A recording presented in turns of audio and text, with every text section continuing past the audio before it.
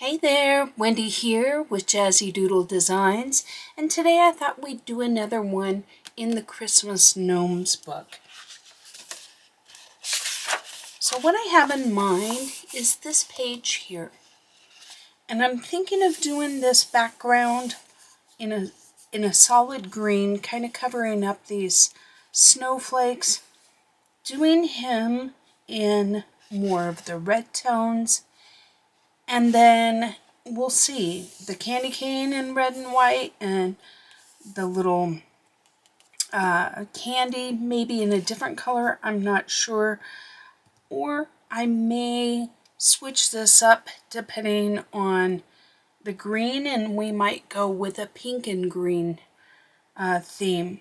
So I'm going to be using these Lafranc Bourgeois. I feel so French. Bourgeois. I'm sure I'm saying that wrong too. But anyway, these flash vinyl paints that I just got, and I really like them. In the cat background, A Million Christmas Cats, I used this black, and it was beautiful. Like, completely matte, went on like a dream. So I'm going to be mixing up some blue and yellow, and I was just experimenting here. And I think I'm going to go with this darker green, starting from the bottom, and if I run out, I'll push towards a lighter green as we reach the sky. But if I have enough, I'll probably just stick with this this green. And then I'm thinking of maybe a subtle dotting background. So we'll just kind of play it by ear as we go. And let's get started.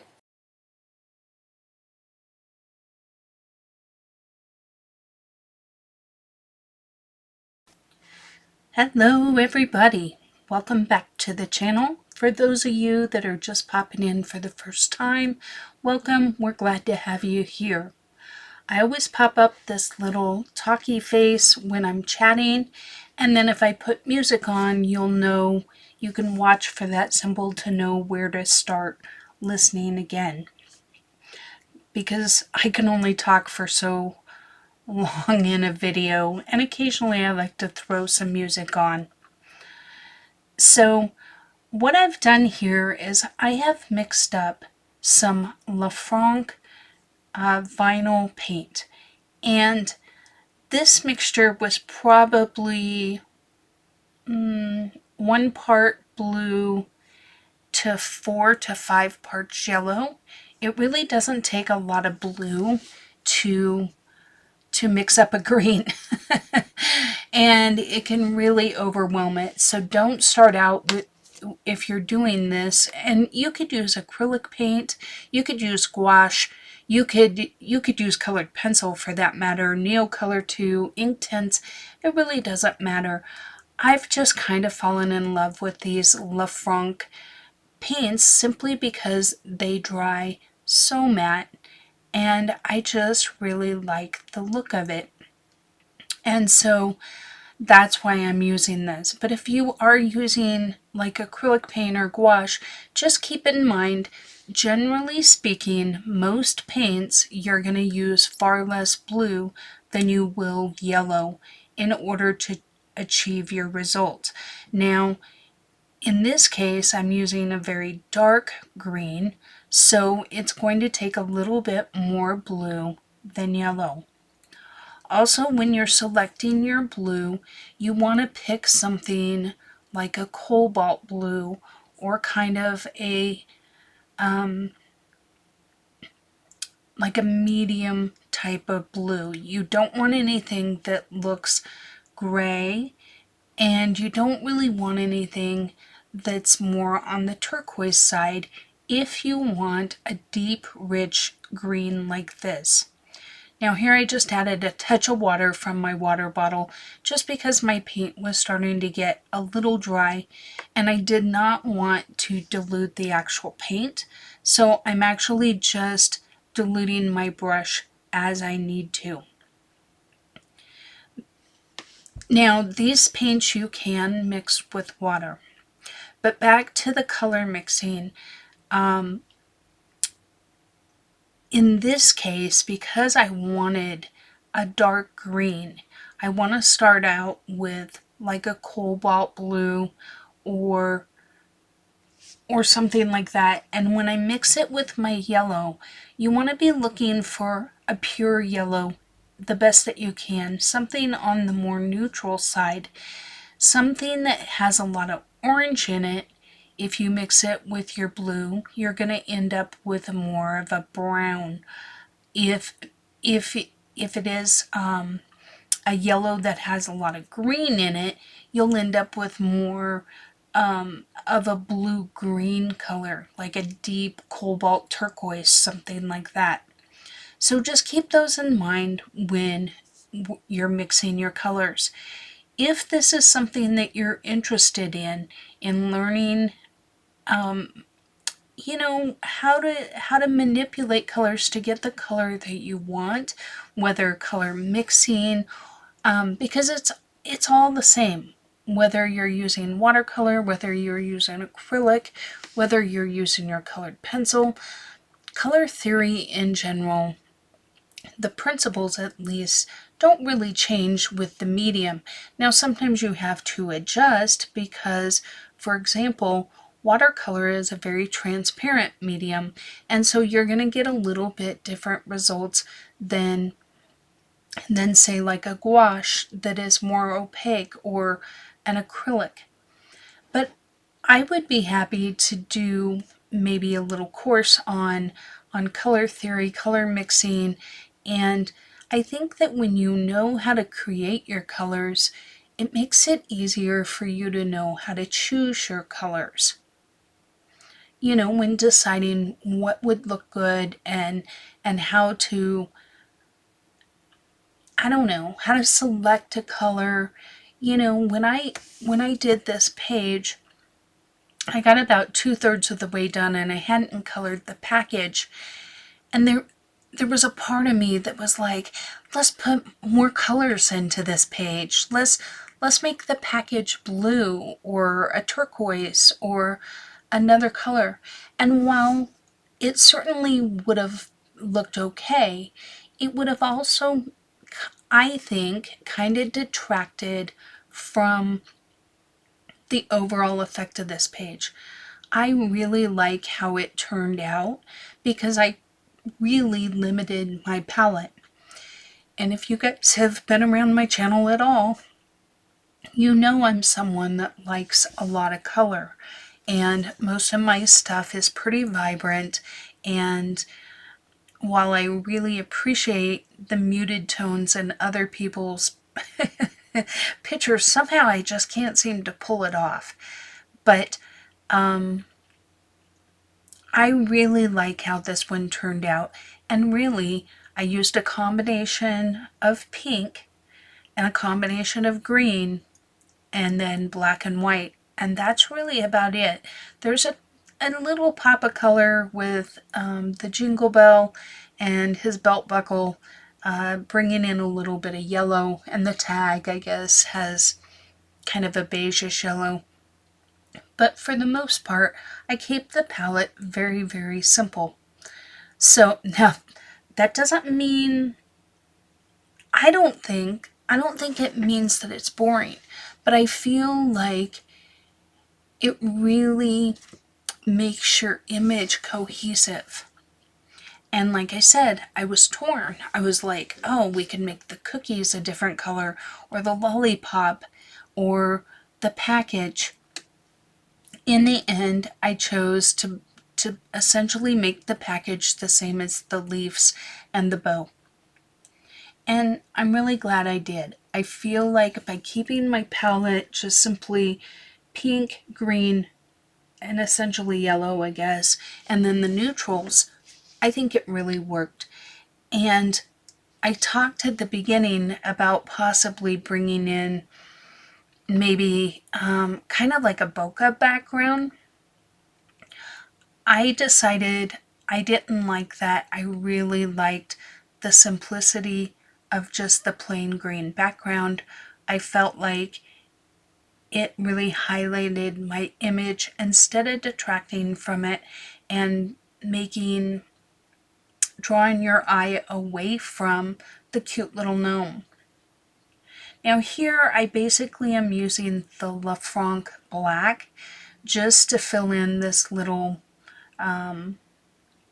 the little spacer here between the frame.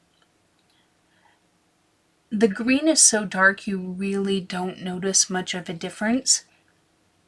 In person you can see a difference, but it is an eye-popping difference.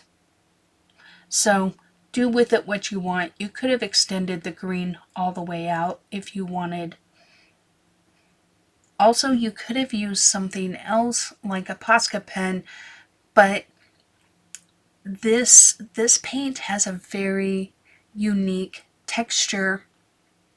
Look how black it is. You get no shine whatsoever. And personally, I absolutely love that. Now, I'm using Evazar London pencils. And guys, I'm not doing a lot of shading. I'm not doing a lot of color mixing. These are simple colors. I think I use 3 colors for this pink. For the cup, I decided I could zoom in a little bit more for you guys. And I'm just going to go back over it again and again until I get the look that I'm looking for. But I'm not bringing in other colors. I'm keeping it very simple. Now you could go in with a deeper tone on the sides if you wanted to give your cup a little bit of a curve. Oh, excuse me, you guys. I'm kind of tired. I don't know why. Like, I felt like I slept good last night. But, you know, when you get older, it's like you're just always tired. So what else is new? My mom came over, so the weekend before, she came over and we baked cookies. My husband's a UPS driver, and so he's done the same route for a number of years now. Really loves his customers. He does a mountain route where it's not like it is in town. Believe me, he did the town hustle for a lot of years. But when you're up in the mountains, you drive a lot more miles than the guys in town. So you have less customers. But his customers are so good to him. And so I always try and do little cookie boxes for them. And I make homemade dog treats for their dogs. I did learn my lesson this year, however. So I made a batch that's just essentially peanut butter and peanut butter, pumpkin, and oatmeal, and just a pinch of cinnamon. And I cook those up, and the dogs love them. However, pumpkin spoils really easy, and so I found that a lot of the little bags, because I do them up in little dog treat bags, and then I fold down the bag, and then I staple like a little paper thing folded over the top. Hope that made sense. That just says woof you a Merry Christmas and what's in the treats. That way they know, does it have eggs, does it have wheat, does it have whatever. And I was trying to kind of go away from some of those things that dogs can have allergies to. But they molded on me, and so I was a little disappointed. We had to throw quite a few out, and I'll probably try and make some. I don't know though, it's the week of Christmas this week, so I don't know that I could get any made. We'll see. I might do some at the first of the year, just as a little, just because. But so anyway, my mom came over and we made cookies, and we did some baskets to send, or boxes to send to family, like my son and my uncle and that kind of stuff. And just enjoyed spending the day together. I know as I get older, I really enjoy the time with my mom more. And I'm sure that's probably true of most people. You know, when you're in your 30s, you're just so busy with your own kids and living life that you don't always appreciate everything that you have and the same way you do later in life. Not to say that people aren't grateful, that's not what I mean, but you just have different perspectives at different times in your life, and this is one of those times when I'm really appreciating my mom right now. And so I've really enjoyed spending time with her. She came over this past weekend. Today's Monday while I'm voicing over here. So she came over Saturday and we wrapped gifts for my grandsons and for our little Christmas party and that kind of stuff. And we'll get together again on Christmas Day with my son and his wife and little boy. And unfortunately, my other son, who lives in Seattle, he's not going to be able to make it this year for Christmas, so we're really holding out hope that next year he'll be able to make it. But anyway, Lonnie's mom comes over and we're going to have like a breakfast casserole and just kind of, we do a few Christmas games and the white elephant gift exchange. We're trying that this year. Tried a lot of different things over the years. Please tell me in the comments, for those of you that are kind of, you know, your kids are grown and that kind of stuff, do you guys all exchange gifts or what? Do you only buy for the grandkids? Does everybody buy for everybody? Do you draw names? Like, what's everybody doing? I feel like, you know, the economy's really tight right now and money's tight, and you know, as your family grows, it can get pretty expensive for everybody to exchange gifts. And yet I always feel guilty if I don't get my kids something, if I don't get my mom something. Well, that's the majority of people. So I'm just kind of curious what other people do. So let me know in the comments how you guys are handling those kind of things. And but yeah, so the gift wrapping, we did all that. My grandson's birthday is in January, so we wrapped the gifts for him as well. And then my mom bought us Teresa Goodrich's Christmas Charm, which is an older coloring book, but I had it on my wish list. And so not only did she buy me one, but she bought herself one so that we could buddy color. So that was a lot of fun, and we just sat at my kitchen table and did some coloring and chatting and just kind of explored some things. So I'm going to get back to that, but I do want to talk about what I'm doing with this belt. So in my mind, I wanted there to be a little bit of variance of color with the black, and I wanted to leave a little bit of that highlight on the right. In the end, I did not like how that looked. I felt like it was too big of a highlight, and so you're going to see me, I put some white gel pen on it, then I decide I don't like it, so then I try and cover it over.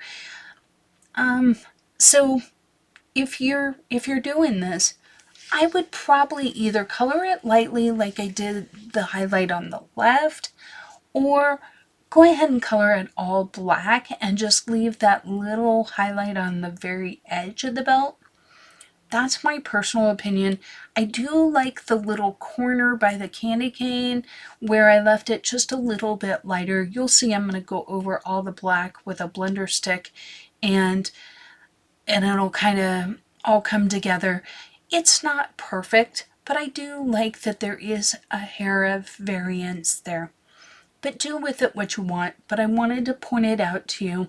Also, true to form, Wendy forgot the inside of the belt you know, where the belt buckle is, that inside of that belt needs black as well. So feel free to take care of that right now.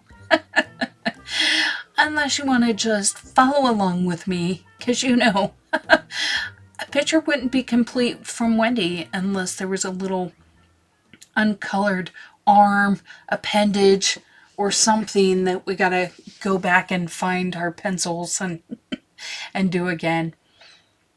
So anyway, back to my mom. One of the things that is kind of cool is that I feel like in many ways my mom is my target audience on YouTube. It's women in general that are older. Now, if you're 25, if you're 30 and you're watching my videos and you enjoy them, I am thrilled to have you here. But my demographics for the channel on YouTube tend to tell, or they tell me that the majority are women and the majority are older. And I count myself in that as well. So, um, so I think it's fun that I can chat with her and help her in her coloring journey and to see what is helpful, you know, what is she missing? If I show her something, how she responds to it, and that kind of stuff. And one of the things that we are kind of working with right now is, I think I mentioned before, but I'll say it again here, she is very light-handed, and she actually picked these Evazar London pencils.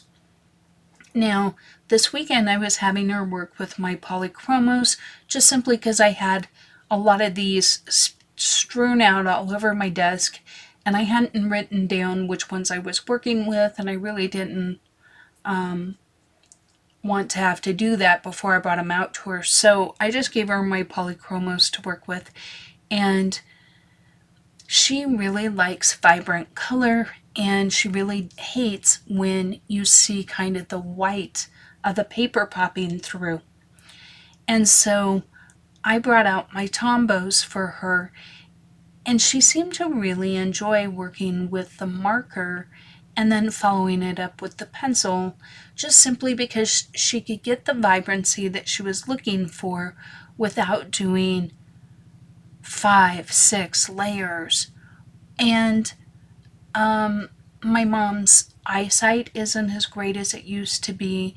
Her stamina is not as good as it used to be. So for her, yes, there's a journey and she enjoys the coloring process, but it's also about at some point you lose the fun of it if you can't just color something with a layer or two and move on. It becomes more of a chore because now it's just, okay, let's do one more layer. Nope, that's not quite the look I want. Because you know how it is. You have that picture in your mind of what you want it to look for. And so she was doing some experimenting with, she had already colored her Santa in the page, and the red really wasn't as vibrant as she wanted. And so in the end, she went over the pencil with Tombow, and she really liked that. And it didn't matter to her that she lost a little bit of the shading or whatever, because she was able to achieve the look she wanted in her mind. Now, in other areas, once I brought out the marker, she laid down the Tombow first and then sometimes added some detail with the pencil. And that seemed to be working for her, so I'm hoping that we can get her over here again soon to have some more sessions and see how it goes. I bought her some pastel, well, I say I bought her, she paid for that. I picked out some pastel, I think they're acrylic markers. They might be watercolor markers, but I think they're acrylic markers for her to, because I thought that that might be the case. And she hadn't really played with them because in her mind she was like, she couldn't really picture using markers because she was thinking of like black Sharpie, stuff like that. So she was going to go home and experiment. So I'll be curious to see how that goes for her. But I may be doing a video in the future talking about all of this and actually doing some demos of how you can use other mediums to speed your process, or to, if you have trouble with your hand. I know even myself, sometimes my hand gets tired, and it's kind of fun to paint the background instead of, can you imagine how many layers it would have taken me to get the background that I have now in this picture with colored pencil? You really couldn't achieve it. You really couldn't. I mean, you would have to use black and dark green, and you would have to do multiple layers, and then you would have to use a blending medium. And so I do think that there's some validity in maybe experimenting with things like gouache, things like pastel mediums. But I personally, I like pastel. I've used the Mungio pastels. I'm just not really a very pastel kind of girl.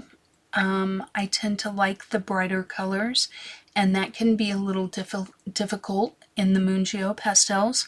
I've used oil pastels, and I like the results. They are a little messy. That's why a lot of times you'll see me use Distress ink, or oh, I'm drawing a blank.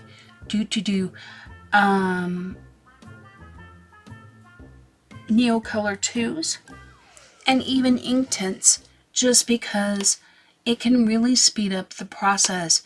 But I gotta tell you, I just really enjoy the clean look of this Lafranc for the background on this. I feel like it makes the picture look complete and doesn't detract from my picture at all. Now here I just decided I wanted a little more interest in my hat, and so I'm bringing in this really deep magenta and just drawing some lines right next to where the little plaid is, and then I'm going to add a little cross line as well, just to add, kind of like a little more plaid to the plaid, if that makes sense. It's just that little something something to jazz up the hat a little bit. You could leave this out. I debated putting some green in the hat, either as these lines prior to the pink, or instead of the very light pink in the artist lines, in the artist plaid. So think about that for yours. That might be something that you want to do. In the end, I decided to just go with this deeper pink. I felt like it added something but still kept it more on the subtle side.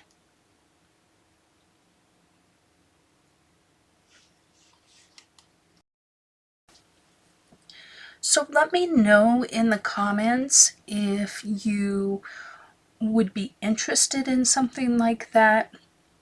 Maybe talking about not just for backgrounds either, but like using other mediums as a base. And how do you know what color to base it? Because using an underlayer can really add a lot of interest to your work as well. So we could maybe talk about that. But I don't know if there's interest in that. So definitely let me know. So here I'm going in and I'm leaving just a little strip of white. Now, what I should have done is probably run my white Posca straight down about 1/4 of an inch in from the candy cane and ran it straight instead of trying to do it the way I'm doing it here. If I would have put my white in first, I could have colored right up next to my white highlight, and I wouldn't have it looking all wonky down at the bottom where I wasn't conceptualizing it correctly. So take a lesson. That's a little learning tidbit here. So, and kind of what I'm doing here is I'm going every other stripe with this lighter color, and then I'm going to come back with that darker pink for the other stripe. So that's what I'm doing here. So feel free, when you're looking at the final image, you can see what my ultimate goal was with the white highlight.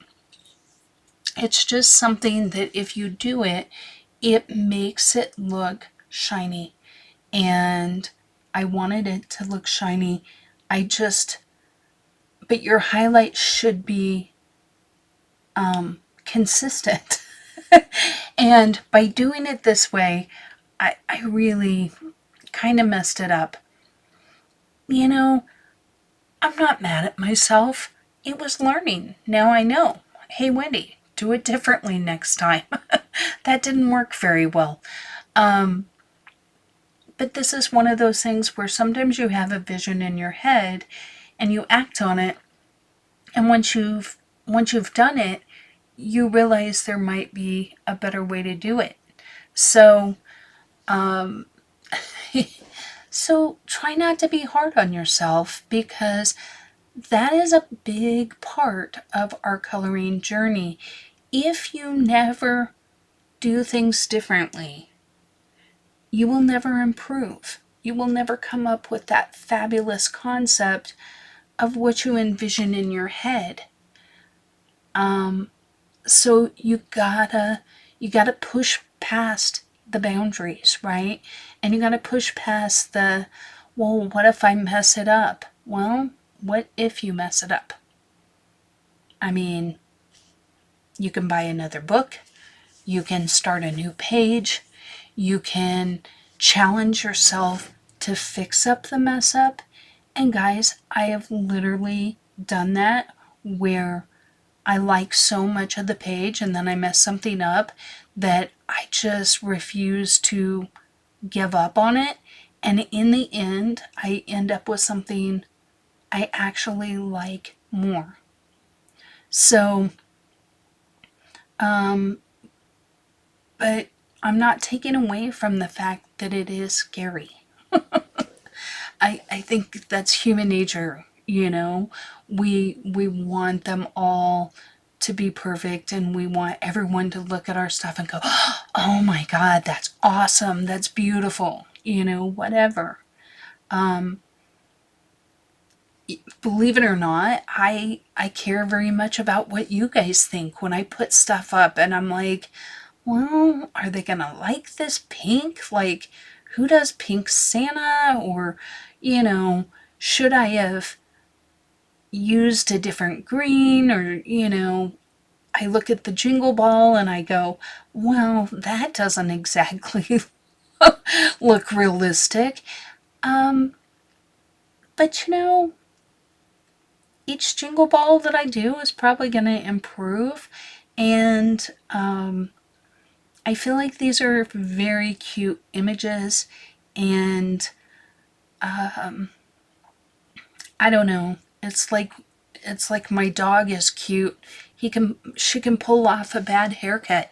If I cut her hair and it's a little wonky in the front, she's cute enough she can pull it off. So I kind of look at it that way. Same with here. Feel free to take a little more time in your blends.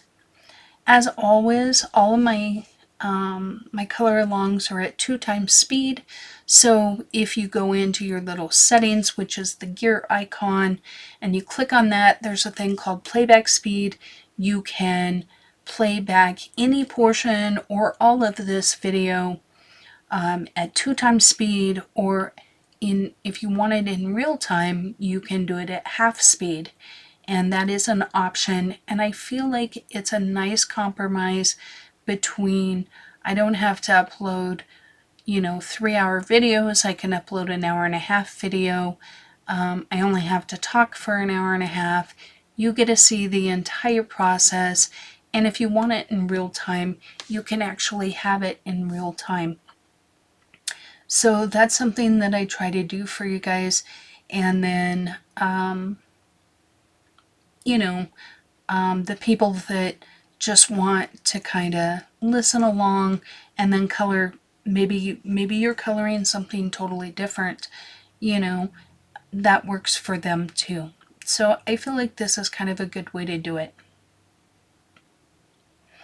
Now here, when you're doing bows, the idea is you want your lightest part to be, you want the lightest part to be where the bow curves towards you, and you want the darkest part to be where the bow curves away from you. So as you can see, where I put the highlights is where the bow has the rounded spots towards me. And then I'm just going in and kind of blending it out because I want the overall color of the bow to be a darker color than this, that really bright green. So that's kind of what I'm doing here. I'm working light to dark. Now sometimes I like to work dark to light, and you could certainly do that as well, and you would just reverse things. So you would start at your darkest, which is the areas that are farthest away from you. So like where the bow is tied, those are going to be more in shadow. Right here where they pinch together is going to be a little more in shadow. And then in the little loops are going to be my darkest. And I use I think 5 different greens in this, just to blend it all out. So this is not my darkest, but you can see I'm getting to the darker.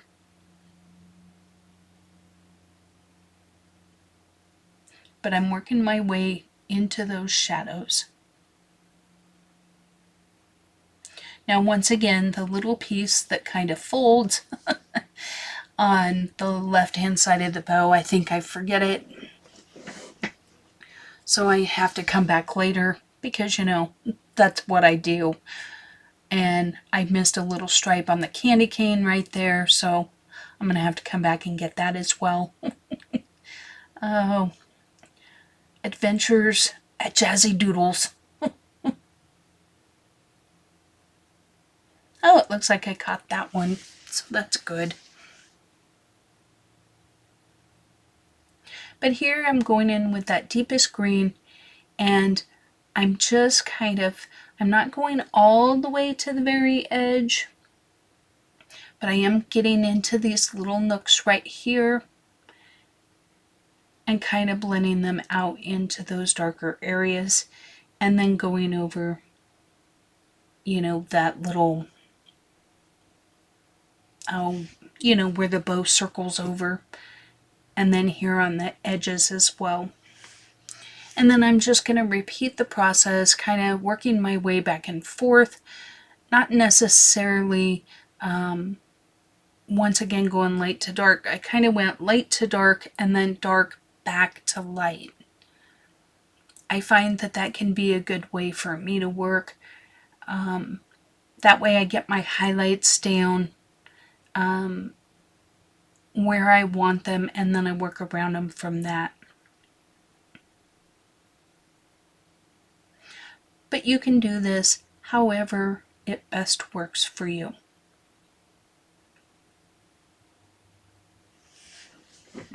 But there on the very edge of the bow, the very, very edge, you can see I'm using this 99. It's not my lightest color, and it's not my darkest color. It's kind of like, I think it's one off the lightest color. And then I just look at it and I say, well, I want it a little darker. I want a little more, I want it to look overall more green and less yellow green. So I'm going to start again with my darker colors and kind of push into my lighter colors. And by doing that, ultimately, by the time I keep adding each layer, we're going to end up with, you know, the color that I'm looking for. But I'm just looking for, where do I need to blend? Where do I need more the tooth kind of, because I'm not full on burnishing here, but I am starting to get to the point where I shouldn't be having a lot of tooth showing on the paper.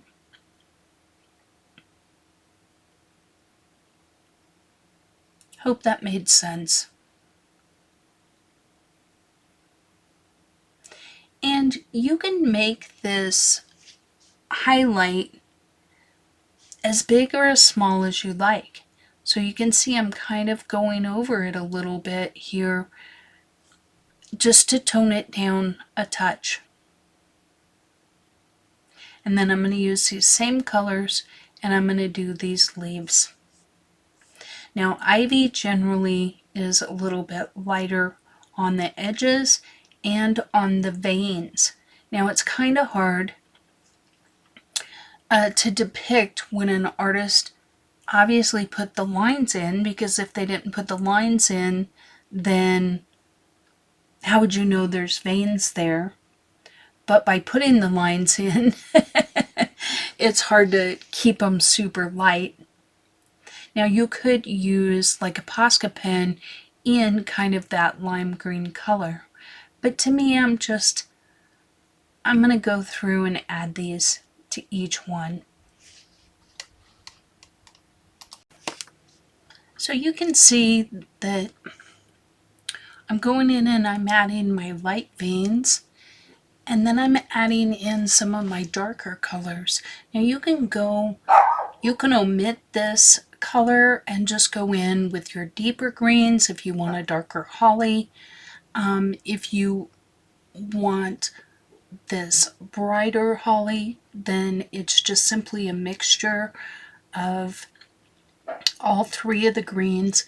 I'm not being very precise with where I'm putting the colors.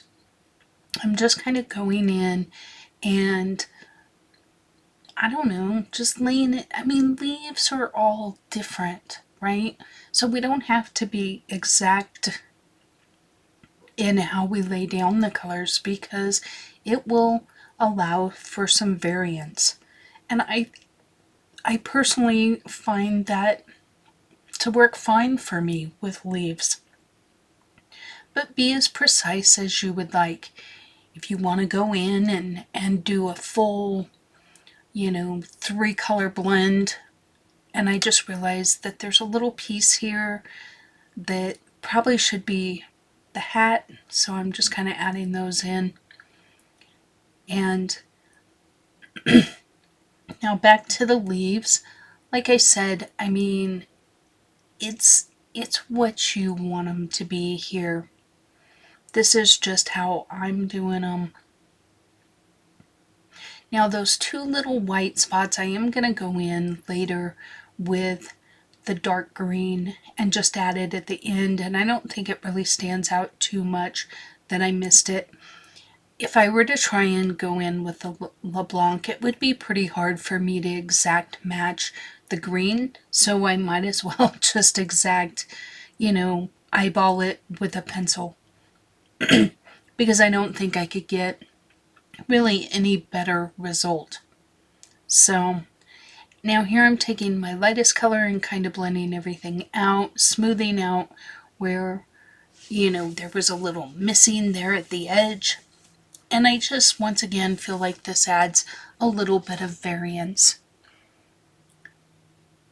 So fixing my little hat there, it probably should have been the dark green, but I don't think it's that big of a deal. So once again, here's the little stripe in the candy cane I told you I missed, so I'm picking that up. And here's the belt. So I'm cleaning up all my loose ends, so to speak. So just kind of going in with that black, adding a couple of layers.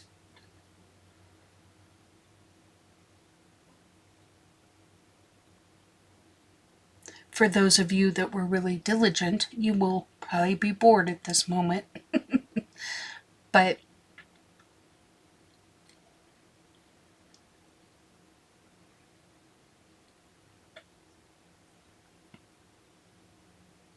and once again, I just left a little lighter piece of black there, just for just a little bit of variance.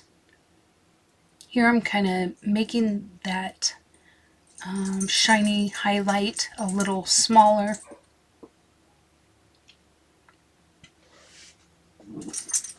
Now I'm going to start working on the belt here, or the jingle bell and the belt. I mean, forgive Ellie, it's that time of night where she's starting to get a little sassy. She thinks I should be done working and she wants me to play with her, so she's got her toy behind me going a little bit nuts. So I'll walk you through the jingle bell and then I'll probably catch back up with you tomorrow. Not that it'll make any difference for you. Now,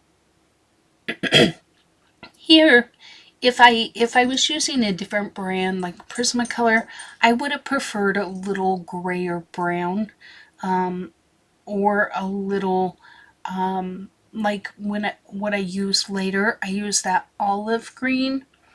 That's the color I would probably recommend instead of the mocha here. I think the brown works fine. I prefer the little bit of the green brown. I just think it looks a little more natural.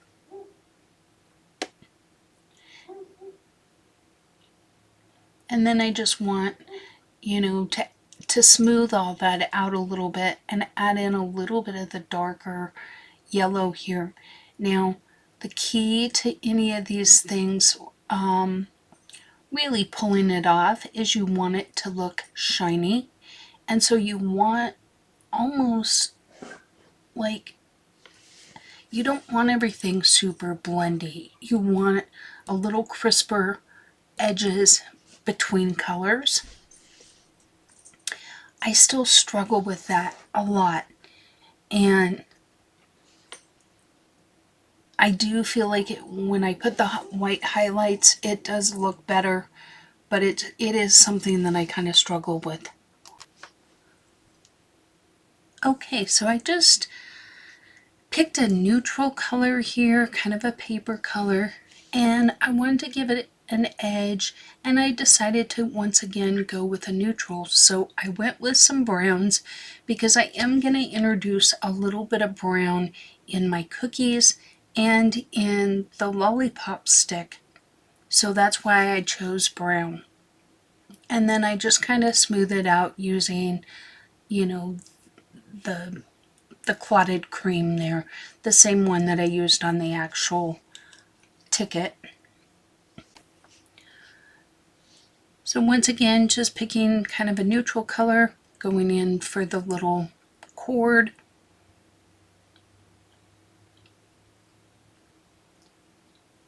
And a little silver for the grommet.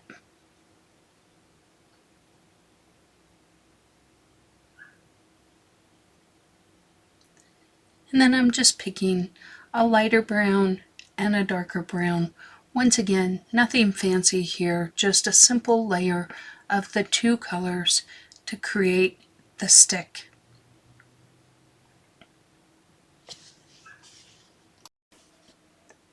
Okay, so it's probably been 1 second for you, but I'm back and it's been a hot minute. I had to go get new tires on my car. Oh my gosh, tires are so expensive and not nearly as much fun to buy as art supplies. But it needed to be done. I had a tire that kept leaking air. I had ran over a really big nail and we had patched it. And that lasted, a year or two. But then it just is leaking more air and you really can't patch it again. So, so you got to do the adulty things and buy tires. I'm not amused. But anyway, so I did that today, and then I had to go to the grocery store and pick up some things for the brunch on Saturday, or well, it's on Monday, I guess it is. But mainly just stuff for the house. So Ellie wasn't very amused by all the adulting either, because she had to stay home. It's pretty cold out right now to have her waiting in the car, and of course getting tires. I'm sure they don't want a dog in the car, so she had to stay home, and so I was gone almost the entire morning. I had a doctor's appointment this morning. Nothing major, just a checkup. So yeah, it's been a busy morning, and but basically what I'm doing here on this Lollipop is I decided to just pull in the two colors from the picture, the pink and the green, and just go every other stripe and in a different color. And I really like how it turned out. And now I am going to kind of add a little bit of shading on the edges, but I do that much later, I think. It's funny when I voice over, I think, oh, well, it would have made sense to do it right then. But when I color, it's like I just engage the non-logical part of my brain. So what seems very logical right now when I'm voicing over and watching myself color is not what my brain is thinking when I'm coloring. And so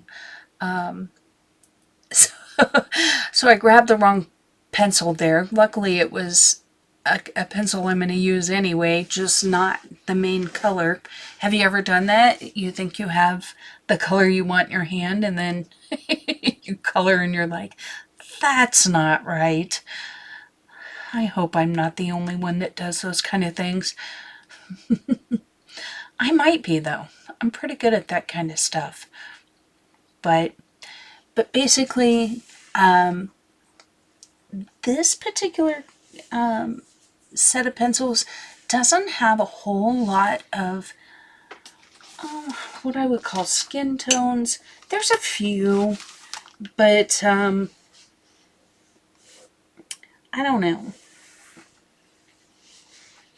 I mean, there's a couple of peachy kind of colors, but I wanted it a little more pink, and so I mixed the peach and the pink, and I'm happy with that. So next I'm going to be coloring this brass, or his gold belt buckle. And I go in with the light color, and this is the color I was telling you that you should probably use for the jingle bell, because I like in Prismacolor, this would be like an artichoke color, and I think it's really good for gold metal. It has that nice that tarnish look almost to it, without being too brown and without being too black or orange. I mean, and yet it's not really a green. It says olive green, but to me, it's just a really nice color when you're coloring gold. So here I'm just putting in a little bit of darks, just kind of in the shadowy areas. I feel like when you add these little pops of black, it really can make the rest of the colors pop out and be a little more shiny.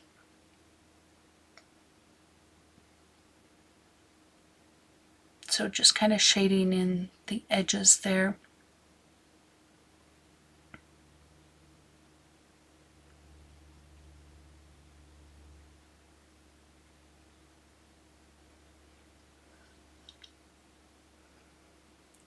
So have you guys gotten all your shopping done? I just finished up the very last mine today.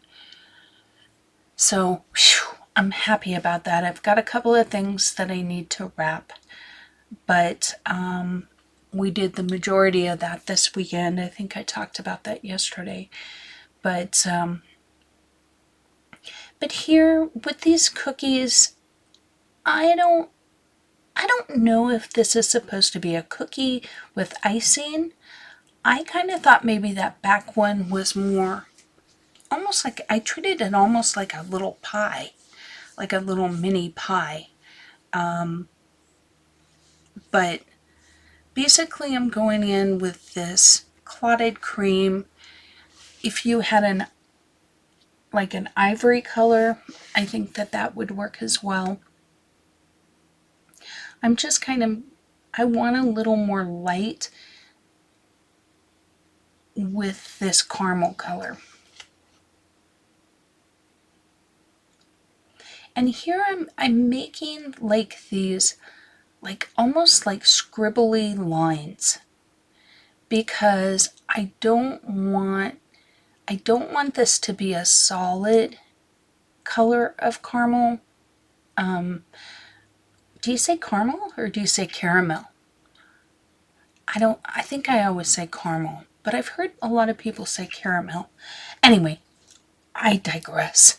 But basically what I'm trying to do is establish just a little bit of texture. So I'm making almost like a dot scribble. I'm like alternating between dots and scribbles just so that it ends up being a little less uniform in color. So you'll see that I colored the majority of the bottom of it. I left that little ridge at the top just a little lighter, and same with the center. And I did the same thing pretty much on all of them. And the ones in the back, I'm going into the shadow regions and then leaving the middle kind of open. Here I'm just trying to decide what I want to do. You know, that's kind of how I color. I just look and I go, what does it need? Oh, it needs a little more darkness, or it needs a little more whatever, brighter colors or orange or warmth or, whatever. But if you notice, I'm not shading 100% of the cookie. I'm leaving that upper ridge. Just you could do it the alternate way. You could make it darker at the top. I just feel like I like it to vary a little bit and just be a little more or a little less uniform. I just don't want a solid brick of brown across there. And once again, using more like scumbling, I think they call it, type of motions. And I'll be back to those cookies because, I'm a squirrel. I'm off on a new adventure here. So this ribbon, I am thinking of going with kind of the gold colors of the bell and the buckle, but I want it to look a little more satin and a little not quite the same as I do the metal, right? So a lot of these colors are ones that are used in the cookie, they're ones that are used in the jingle bell and the belt buckle, and I'm incorporating those into this ribbon just to kind of tie it all together. But like I did the other ribbon, I'm going darker on the edges and then darker in the little ears of the bow, if that is that a thing, the ears of the bow, you know what I'm talking about, the little loops. And then I'm going to bring in my darker colors here. I'm looking for the ones that I want. But I'm going in real dark here with the brown. Now with yellow you could do something like a gray here if you wanted to. I wanted it to be a little bit of a warmer bow, but there's a lot of different things that you can do. You can bring in a little bit of a purple color to make your shadows. But for me, the colors that I'm picking right now, I'm picking because these are colors I've used in the cookies, and so it kind of ties all of that together. The more you can use the same colors in different ways, I feel like obviously this bow doesn't look like the cookie looks, but it has some of the same colors, and therefore it kind of ties it all together. Now, if you recall, this buttermilk is a color that I used as the base layer. I believe I used it as the base layer with the belt buckle. And then the caramel and the mocha are colors that I used in the cookies. But because I didn't use a lot of the caramel and I used more of the yellow tones, it's going to look different than the cookies because the cookies have a lot more of that caramel in them. Even though it has the same highlights and lowlights, so to speak, or shadows, however you want to say it. But I like to do that in the pictures. I just think it looks nice. So here I'm just trying to get all my colors together for you guys.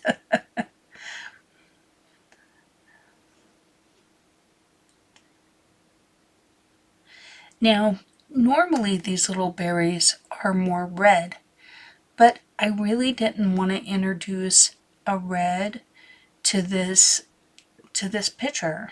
I felt like I wanted to keep it in the same pink, red pink category.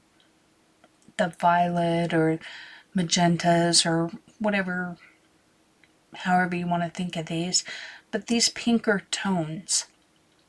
And so I'm choosing to do the berries that way, and I think it turns out fine. Tell me what you think. I mean, I feel like if you're going to go with a pink Santa, why not go with pink holly berries?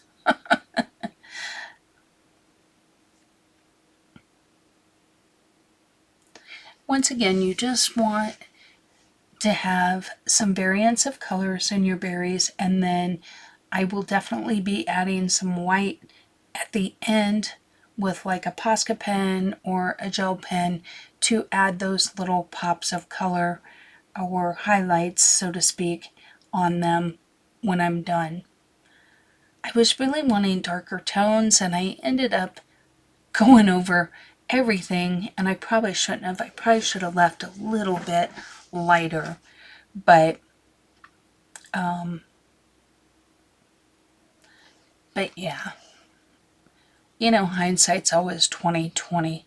I think adding a little bit of a black or this set doesn't really have like a sepia tone, but I think maybe like their Payne's Gray or something like that, or even there's like a black currant in this set or a red grape. Either one of those I think I could add to those berries and really bring it out. I don't know that I'm going to change it at this point. I've already taken pictures and that kind of stuff for this tutorial, so to speak, but I do feel like looking at it now, I want a little more depth in the shadowy areas, and Personally, I like using colors like that black currant or the red grape. I think either one of those would look fantastic in those berries, just to bring out a little bit of just to add a little contrast, I guess. Now here I'm going in with the 3 different pinks and just adding a little bit of the darker. I'm adding the darker to where this icing curves. So anywhere that there's kind of like a curve, and then anywhere that there's like a curve towards me, I'm using in the lighter pink. And I'm going to use this clotted cream, and I'm just going to kind of almost treat this like a frosting color, and then go in with the pinks for the other frosting.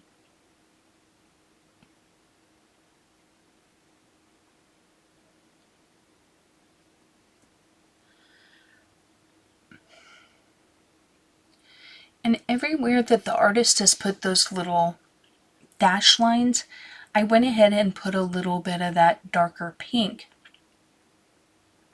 just to kind of just add a little bit of the shadowy effect there.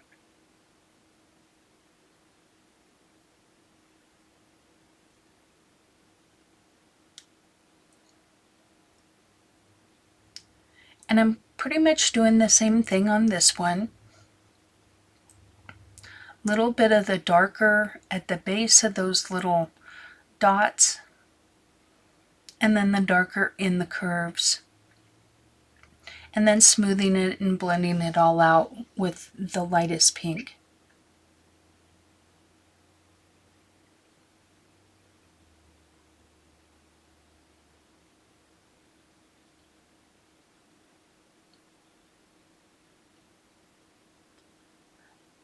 So I was honestly really blown away. Every time I go to the grocery store, prices have went up yet again. I just am mind boggled because I feel like they're not stopping. It's just like they're on a roll, and they're like, well, hey, they paid $5 for it before, maybe they'll pay $6 for it now. I mean, stuff like a bag of chips, and it's like $6 a bag of chips? Are you kidding me right now? I wanted to buy some of those little rolls to make like ham and cheese sliders. What are they called? The Hawaiian rolls. I don't usually buy that kind of stuff because while I love fluffy breads like that, they don't always love me back. So let me interrupt here. Let me interrupt my rant. Here I decided I just really didn't like the yellow look of this, so I'm kind of going over it with, more of that brownish tone, and then blending it back out with the yellow. And I feel like it takes on more of a pie crust color and less of a banana color. I just wasn't, like, if you look at the other cookie and the other, like, with this yellow, it's just too yellow on its own. I feel like it needs that caramel or the, what color do I use? Oh, bark. Any of these browns would work, but just adding into the little shadowy areas where the pies kind of dip in, or cookies dip in, or whatever, just adding that darker tone, I just think it helped it a lot. But yeah, back to my rant. I just, meat has gotten exceedingly expensive, but I'm struck more by things like, I was talking about the Hawaiian rolls. They were like $5 for like a package of 12 rolls. And I'm like, seriously? I don't know. I just, it saddens me because by the grace of God, I'm at a time in my life where this isn't crushing me, but there was a time when I was raising the boys by myself where I don't know how I would have done it because I barely did it back then when, things weren't ridiculous. Where you could buy a loaf of bread for $1. Might not have been the greatest bread, but now even the cheapest bread is like $3 or $4 for a loaf of bread. I don't know. It's just, it's just terrible. But anyway, let's talk about these little tarts because that's a lot more fun. Here again, just adding more of the brown tones, making them look a little more baked and a little less anemic. They were looking a little pale. I felt like I had albino cookies. There's nothing wrong with those lighter tones. I just felt like I like the warmth that the darker browns added. So here's where I'm going to go in with a little bit of shading on the edges of this candy cane just to give it a little 3D effect. And I just took the lightest gray that that the Evazar London's has, which is this gray cloud, it says.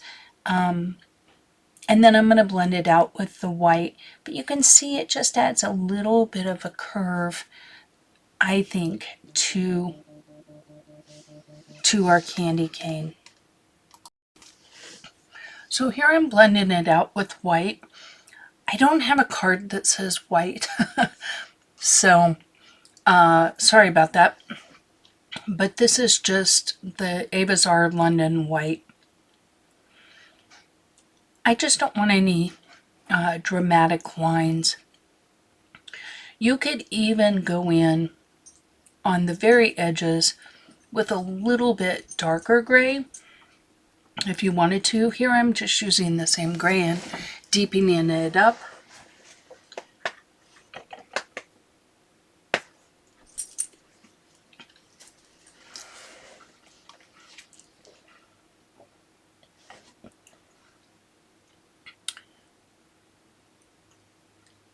I guess that is the darker gray. I don't think I showed you the card. That would be window gray. So the last little edge of the candy cane was done with window gray. Apologies.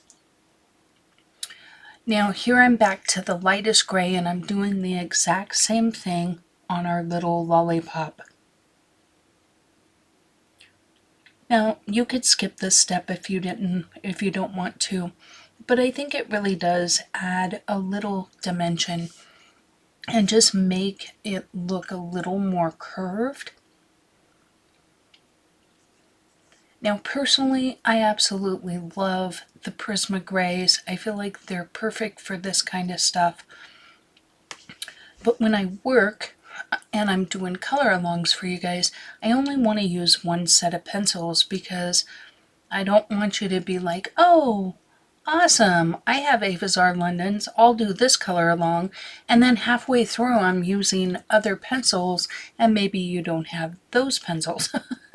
So, but if I was coloring all on my own, I will always defer to the Prismacolor white and the Prismacolor grays. Now, once in a while, I will use Prismacolor white with other pencils, even on a color along, just because it's so superior, and I feel like a lot of people do have that one. And if you don't have it, if it's within your means, I highly suggest that you get either the luminance white, the drawing, Derwent drawing is it Color Soft White? No, Chinese White is what it's called. It's from their drawing pencils. Those or the Prisma White, just because they are the most opaque and will give you the best results, in my opinion. Now here again, tying in the green, I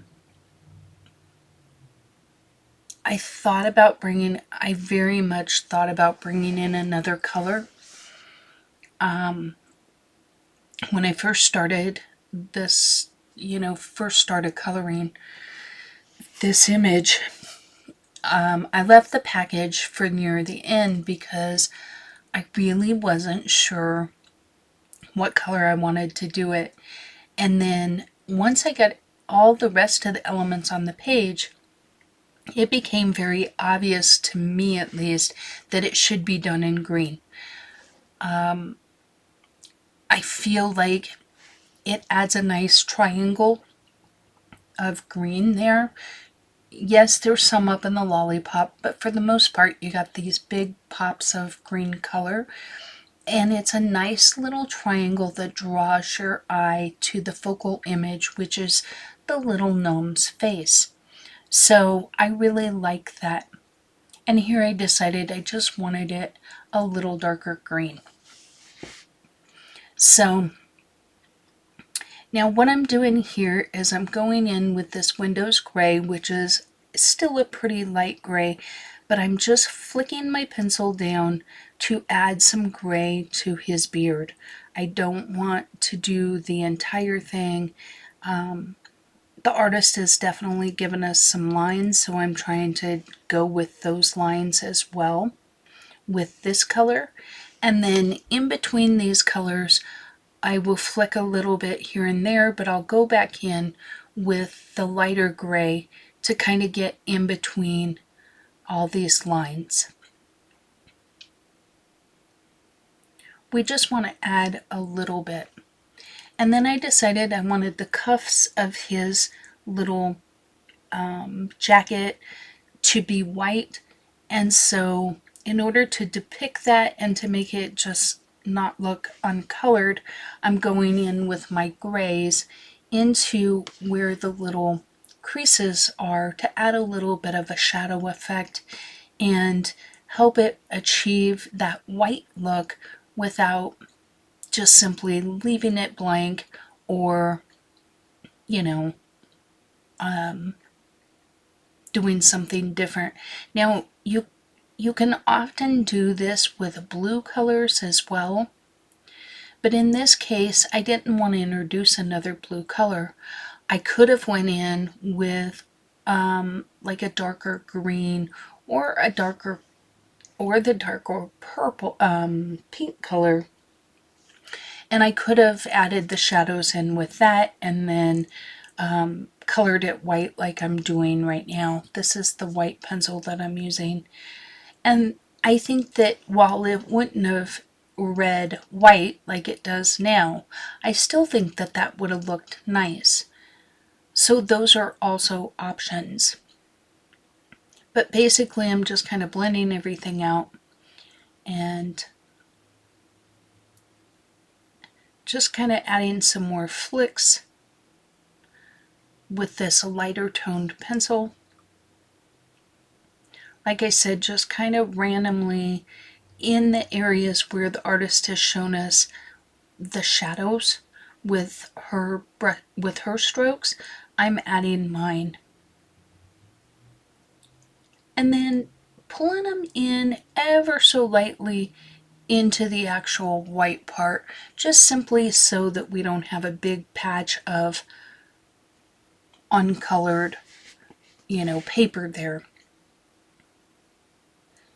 But basically just lightly blending these out. I don't want to blend out every brush stroke, but I want to make sure that my image doesn't look uncolored either.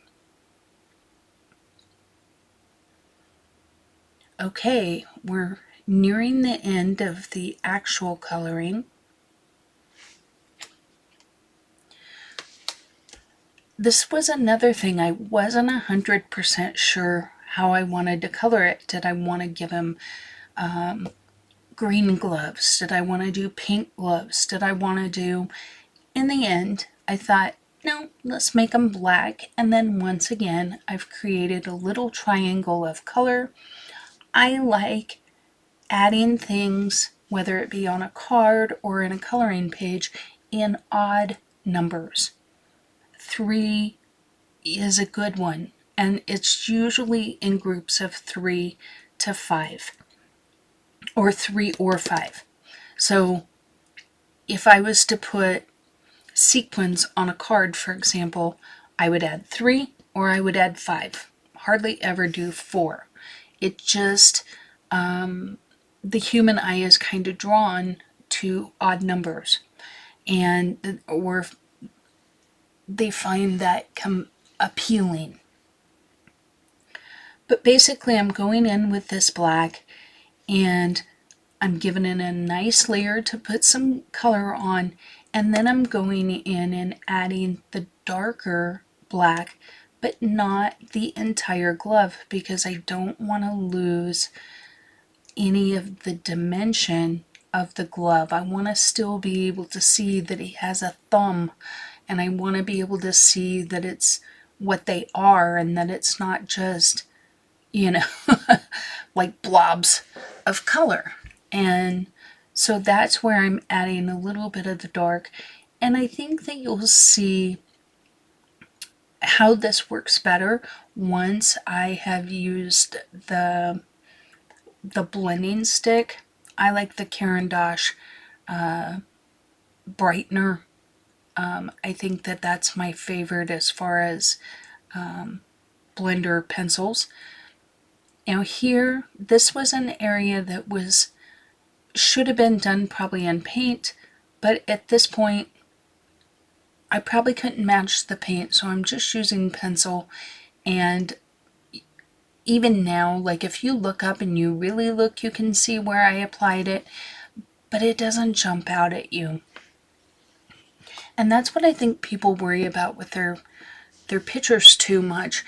They see every teeny tiny little boo-boo that they made. Most people don't see your boo-boos unless you point them out to them. Once they've seen them, then it's harder to unsee them. But you would be really surprised how many people legitimately don't see the boo-boos unless you say something, unless you highlight it, unless you point it out. Now, and I'm not saying don't take your time and do a good job, and I'm not saying, I'm just saying don't be so hard on yourself. Enjoy the process, learn with every picture, and keep moving forward. That's what I do, because believe me, I look at this picture and I can see the errors. But you know what? Overall, I'm happy with how it turned out. I had a lot of fun on this image. I really enjoy working in this book. I like these focal pointed images as opposed to like landscape. Like Country Charm has a lot of landscapey kind of images, which I enjoy coloring as well. Sometimes I just want to color something simpler like this.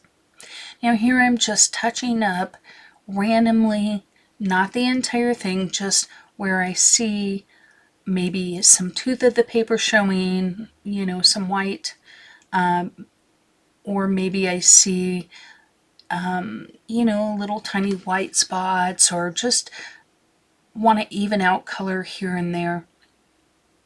So that's what this is, just randomly touching up things. Here I decided I wanted to add a little bit of white to that light pale, or what was it, pale pink that was on this plaid.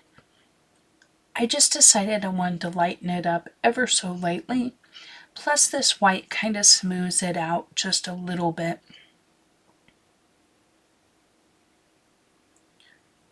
Smoothing out a little bit of that highlighted spot there. Felt like I did a little too much there, so I went back in. Now I'm adding the white gel pen. So this is just a Signo Uniball. I have such a love-hate relationship with this pen because when it works, I love the way it works. But I struggle with it over wax pencils or colored pencils because it's polychromos, Prisma, it doesn't matter. I struggle with all of them. And so you'll see me periodically go off to the side and scribble on a little piece of paper and get it working again. I will also often use my finger, sometimes the oils from your finger. If you scribble on your finger, the oil from your finger will get the pen going again. Here's where I try and fix my highlight. Yeah, so don't do what I did and put your highlight in first with your pen, or at least visually put your highlight in correctly to where it's straight up and down, and I guarantee your candy cane will look a little better. But what's done is done, and this is kind of how mine's going to be. Now, you could add some white highlights to your gold bow on the left. I chose not to. I did decide to add some to the gold bow. I said gold the first time. I meant you could add some to the green bow on the left on the candy cane if you wanted to. I chose not to. I did add some to the yellow bow on the right. I'm still fiddling with that stupid jingle bell because I'm not super happy with how it turned out in general. As am I not thrilled with how the belt turned out. I like the shine mark in the belt. It's just, I don't know, it's just off a little for me. And I think it could be that it needs to be a little farther to the right, that little shine mark. Whereas if you see on the left, the shine mark's like right towards where it's curving. And here, I feel like I have it too in the center. All of you truly artistic people, feel free to correct me and tell me, because that is something I am still learning and trying to figure out. And I do feel like when you nail it, it makes such a big difference. Now, to me, this doesn't make or break a picture for me. This is something that if I see somebody's picture and like on the candy cane where the highlights are a little wonky, I don't care. If you're trying to commission something and get paid for it, then I would care. But to do what we do, guys, this is supposed to be fun and relaxing and stress-free.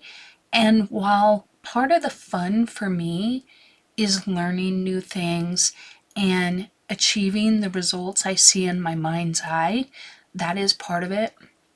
There I'm just scribbling off. Sometimes you get a little black or something on there and you don't want to smear it into your pink, so just scribble it off on a piece of paper. You can see the little marks of color there. But yeah, I feel like I love learning and I love when I can make it do what I want it to do, but I'm also very much aware that I just picked this up this year. I just started this year. I'm just hitting 1 year of colored pencil coloring. And so I'm giving myself grace. And it really doesn't matter if it's been 3 years, 1 year, 6 months, 2 weeks. It doesn't matter. It's all a journey, and we're all going to make strides along the way. You're going to go through spurts where you learn a lot, and then you don't improve much, and then you learn a lot again, and then you don't improve much. It's, you know, I feel like it's, it's watching my grandson try and stand up, and he gets his little feet twisted up and he falls on his butt, and nobody makes fun of him and nobody ridicules him, and he's not scolding himself. He's just like, that didn't work. Okay, carry on. And he tries again. And I think that's what we have to do too. Hope that makes sense. I don't want to be preachy. I see it so often in the forums and on Instagram and everywhere where people are, they're just really hard on themselves. And I just want them to have fun and relax and improve in their own way at their own time. Now, you'll notice I didn't go over everything with this blender stick. If I were to go over his hat, for example, it would smear those colors, and I don't think it would give me the effect that I wanted. Okay, as I say this, I proceed to literally go into the hat. I guess I decided that it would be okay. Sometimes the risk you run when you do that is that, like those little plaid lines, those dark pink or magenta plaid lines that we added, sometimes you run the risk with the blender that now they become mushed into the other color and it just doesn't give the effect that you want, and you liked it better with the crisper line. I must have seen that the benefit of having less tooth popping through in the bigger squares outweighed any loss of the straight lines that we would have. So just go into that with caution, because there isn't a right or a wrong way to do these kind of things, but just know sometimes what can happen, and then you can choose to decide if it's worth it or not to you. So that's it for this one, guys, and I hope you have a fantastic holiday season. Merry Christmas, and we'll see you on the next one. Thank you for watching another video from Jazzydoodledesigns. If you enjoy adult coloring content, please consider subscribing. You can now find me on Instagram and Facebook as well. I welcome all comments and suggestions. Don't forget to like the video before you go. And until next time, take care.